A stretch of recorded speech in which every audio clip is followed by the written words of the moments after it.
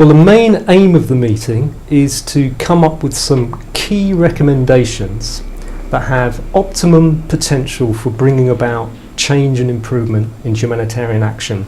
And what we're really seeking to do is to move towards getting a more flexible and adaptable humanitarian system.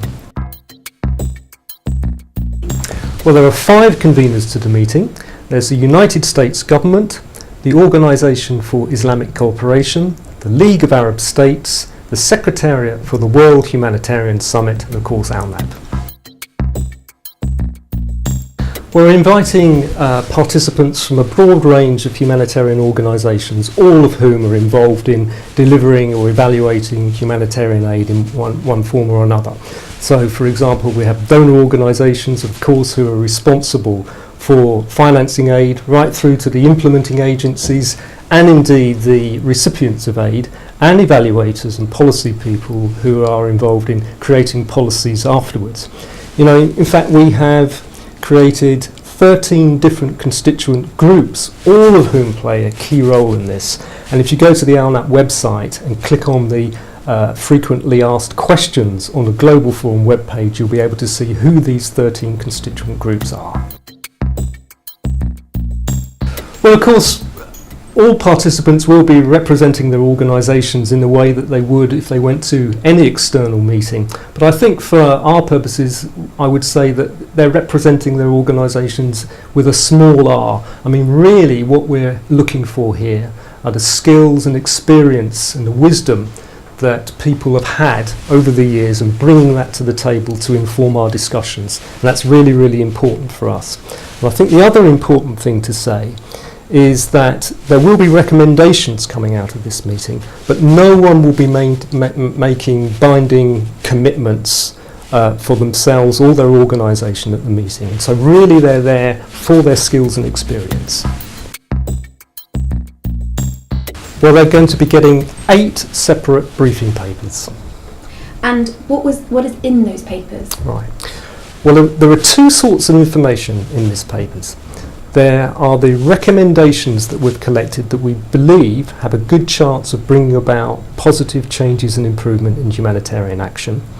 And the second set of information comes from the emerging findings of the next edition of the ALNAP State of the System report.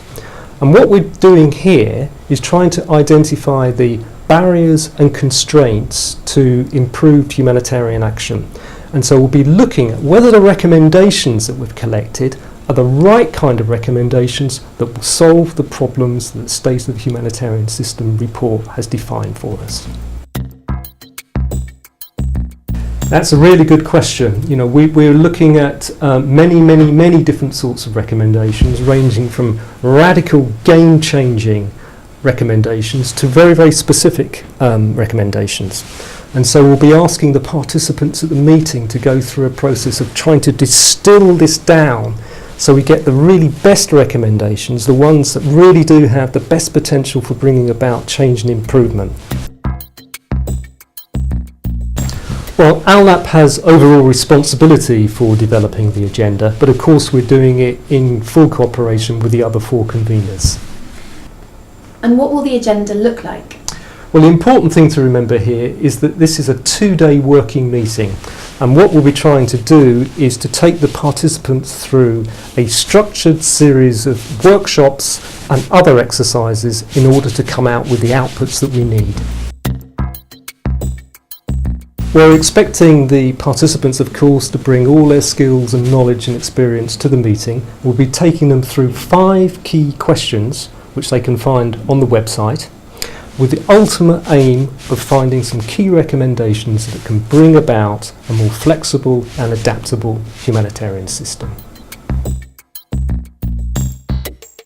Well, the recommendations from the forum will be aimed at the international organisations, but it's also vital that we get the skills and knowledge and opinions of the national organisations.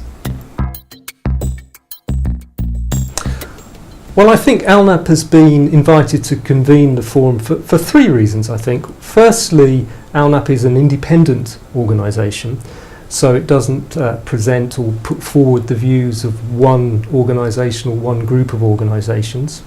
Secondly, we have a system-wide membership. It's very unique in the humanitarian system, and therefore we have a great deal of experience in convening large, diverse meetings. And thirdly, part of our mandate is to distill and synthesise large amounts of information on behalf of the humanitarian sector, and that's an important part of what we're doing for this global forum.